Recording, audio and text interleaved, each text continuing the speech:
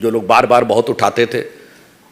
पश्चिम बंगाल में high court ने बहुत स्पष्ट रूप से आरक्षण के विषय के ऊपर मुस्लिम आरक्षण को जिस प्रकार से संवैधानिक प्रावधानों को धता बताते हुए किया गया, उसके ऊपर कोर्ट ने टिप्पणी की थी। परंतु ये लोग संविधान बदलने की बात करते थे और स्वयं इनका मनोभाव क्या है वो आप चेक कर सकते हैं। ये अखिलेश यादव जी का ये वीडियो है। आरक्षण की बात की, क्या वो हवाई वादा नहीं है? हमारी पार्टी ने कहा है कि केंद्र सरकार पे पूरी तरीके से समाजवादी पार्टी दबाव बनाएगी। समाजवादी पार्टी चाहती है, कांग्रेस पार्टी अगर मुसलमानों को आरक्षण देना चाहती है तो वो आरक्षण आबादी के हिसाब से दे। समाजवादी पार्टी उनके साथ पूरी तरीके से संविधान संशोधन के लिए भी पक्ष में है।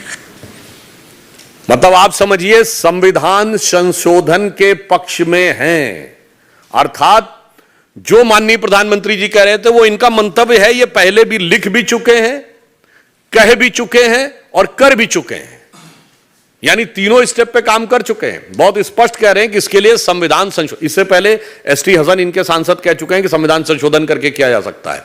इसलिए बहुत साफ है कि संविधान निर्माताओं का भाव, सर्वोच्च न्यायालय का भाव, संविधान का मूल भाव, उस सब को वोट बैंक के तराजू पर तौलकर एससी, एसटी और ओबीसी के आरक्षण को दरकिनार करके अथवा यूं कहें कि उसे रौंद कर ये अपने वोट बैंक की राजनीति करना चाहते हैं। इसमें किसी प्रकार का कोई किंतु परंतु नहीं है। कांग्रेस का 2009 का मैनिफेस्टो देख लीजिए, समाजवादी पार्टी का 2012 यूपी विधानसभा का मैनिफेस्टो देख लीजिए, कांग्रेस की सरकार के द्वारा आंध्र प्रदेश में लिया गया निर्णय देख लीजिए, हाल में कर्नाटक सरकार का निर्णय देख लीजिए और अभी अखिलेश यादव जी का यह बयान।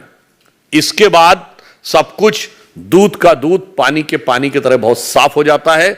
यानी अब यह बात बहुत स्पष्ट है कि अपनी अवश्यंभावी पराजय को देखकर पूरी तरीके से इस गठबंधन का अंतर्विरोध सामने आ रहा है, क्योंकि अब उनको लग रहा है ना इलेक्शन तो अंतिम चरण में आ गया, तो उसके बाद तो अपने असली रंग दिखाने वो शुरू ही करेंगे। और मैं एक बात और इन सारे प्रदेशों की जनता से, जहां जहां इन चुनाव बाकी हैं, मैं साफ कहना चाहूंगा कि जब स्पष्ट है कि पंजाब और बंगाल में ये दल आपस में लड़ रहे हैं तो इनको वोट देना मेरे विचार से बहुत विवेकपूर्ण ढंग से जनता को विचार करना चाहिए।